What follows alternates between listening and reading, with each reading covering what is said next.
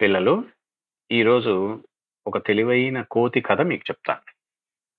ఒకానొకప్పుడు ఒక పెద్ద నది ఒడ్డున అందమైన చెట్టు ఉండేది. ఆ చెట్టుపై ఒక చిలిపి కోతి నివసించేదన్నమాట.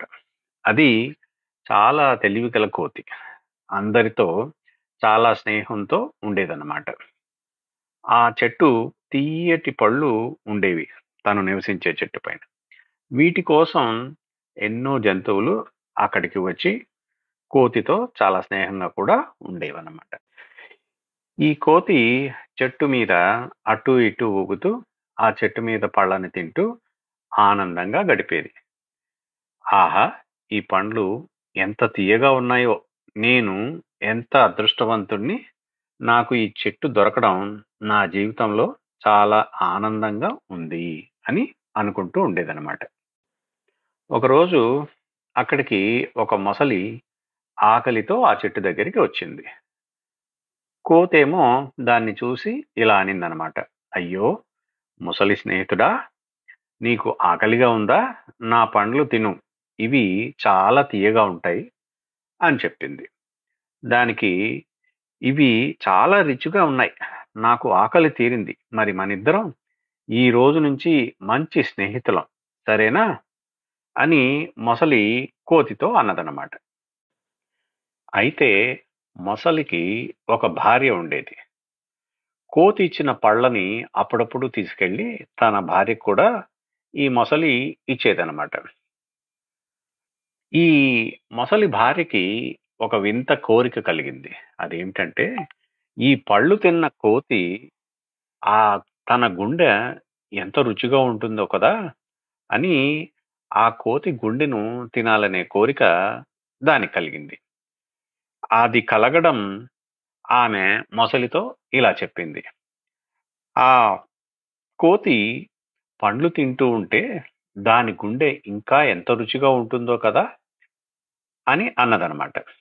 దానికి మన మొసలి ఒక స్నేహితుడిని మోసం చేయడం తగునా?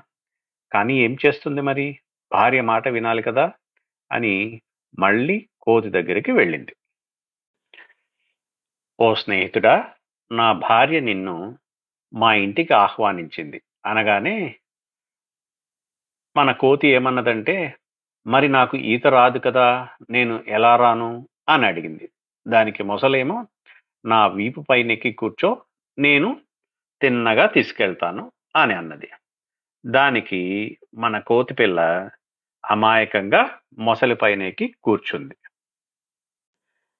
అలా వెళుతూ వెళుతూ మొసలి ఉండబట్టలేక కోతికి నిజం చెప్పేసింది. ఏమని? నా భార్య నీ గుండె కోరుకుంటోంది మిత్రమా అన్నదనమాట. దానికి మన కోతి మిత్రుడు చాలా తెలివైనవాడు కదా, అందుకని ఓ, మరి నా గుండె చెట్టు పైనే ఉంది, ముందే చెప్పవలసింది కదా, నా గుండె తీసుకురావడానికి వెనక్కి వెళదాం పదా అని తెలివిగా మొసలిని వెనక్కు రప్పించింది.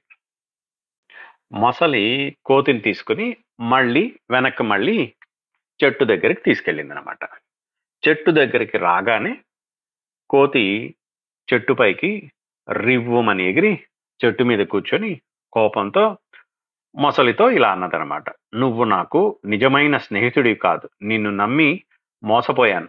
వెళ్ళు. ఇక మీదట నన్ను మోసం చేయడానికి ప్రయత్నించకు అని కోపంగా అన్నదనమాట. కోతి తన తెలివితేటలతో మొసలికి బుద్ధి చెప్పింది. ఇంతలో ఇది ఇలా అనగానే మొసలికి తన తప్పు అర్థమైపోయిందనమాట. తను చేసిన తప్పు తెలుసుకుంది. ఈ కథ వల్ల మనం నేర్చుకున్నది ఏమిటర్రా? నిజమైన స్నేహితుడు ఎప్పుడూ మోసం చేయడు. తెలివిగా ఆలోచించడం మనకు కష్టకాలంలో ఎల్లప్పుడూ సహాయం చేస్తుంది. సరేనా?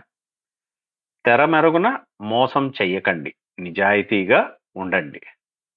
ఇక సెలవా మరి? సమయం వచ్చినప్పుడు మళ్ళీ ఇంకొక కథ చెప్తాను. సరేనా?